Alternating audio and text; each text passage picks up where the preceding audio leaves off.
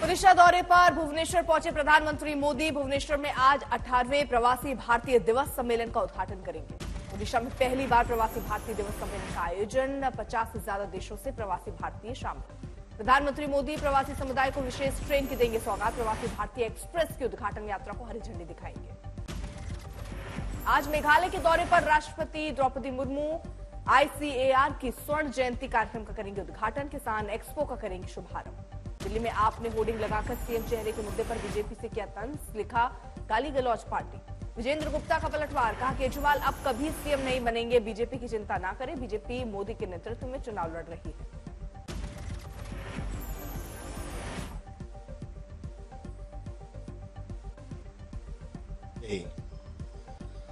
मुख्यमंत्री जब अब नहीं रहे,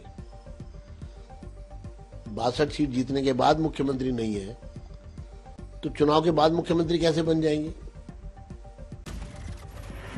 रमेश वर्मा बोले केजरीवाल को पता है कि वो दिल्ली चुनाव हार रहे हैं, इसलिए ऐसी पार्टियों का समर्थन मांग रहे हैं जिनका कोई वजूद नहीं दिल्ली में। केजरीवाल ने सनातन सेवा समिति का किया ऐलान। बीजेपी के दिल्ली मंदिर प्रकोष्ठ यूनिट के कई सदस्यों को आप में कराया शामिल।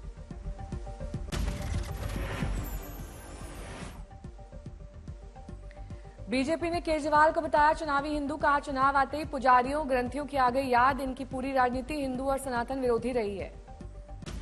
कालका जी से बीजेपी उम्मीदवार रमेश बिदूड़ी के विवाद बयान पर प्रियंका गांधी की पहली प्रतिक्रिया। कहा यह सब फिजूल की बात है, उन्होंने अपने गाल की क्यों नहीं कही बात। अशोक गहलोत पर आम आदमी पार्टी पर बड़ा हमला। कहा दिल्ली में आप हमारी मुख्य विपक्षी पार्टी है, राजधानी बदल गई है, मजबूत है कांग्रेस। अशोक गहलोत का आप पर तंज। कहा केजरीवाल मैसेज देना चाहते हैं कि बीजेपी और कांग्रेस मिली हुई है, जनता को पता है कि बीजेपी और कांग्रेस एक नहीं हो सकते। कांग्रेस के वरिष्ठ नेता पृथ्वीराज चव्हाण का बड़ा बयान। कहा मुझे लगता है दिल्ली में केजरीवाल जीतेंगे, अच्छा होता अगर कांग्रेस और आप में होता गठबंधन। संभल में हुए 1978 के दंगों पर फिर होगी जांच, शासन ने संभल डीएम से मांगी रिपोर्ट। सूत्रों के मुताबिक संयुक्त जांच में दंगों में हुई मौतों के असल आंकड़े की होगी जांच, बेघर हुए लोगों के असल आंकड़ा आएगा सामने। उत्तराखंड में 200 से अधिक अवैध मदरसों का खुलासा। सीएम धामी ने कहा जांच चल रही है। अवैध मदरसों को लेकर कांग्रेस ने सीएम धामी से पूछे सवाल। कहा स्थानीय निकाय चुनाव के बीच जांच क्यों। समाजवादी पार्टी के नेता अमीर जमई ने 1978 के दंगों पर कहा 6 बार बीजेपी सरकार में रही, किसने जांच से रोका था, असल में बीजेपी ही तो दंगों में स्पेशलिस्ट रही है।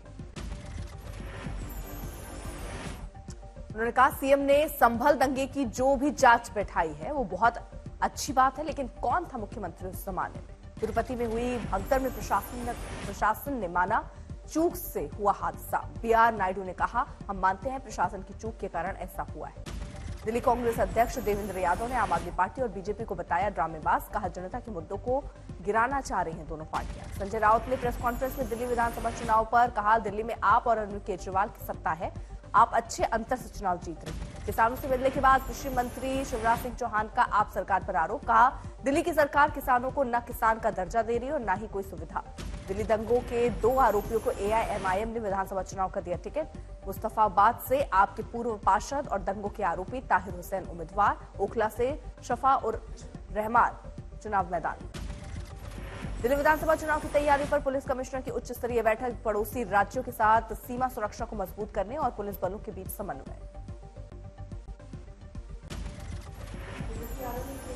किया सोशल मीडिया पर पोस्टर वॉर। कहा बिहार की प्रगति को दुर्गति की आग में झोंक दिया है।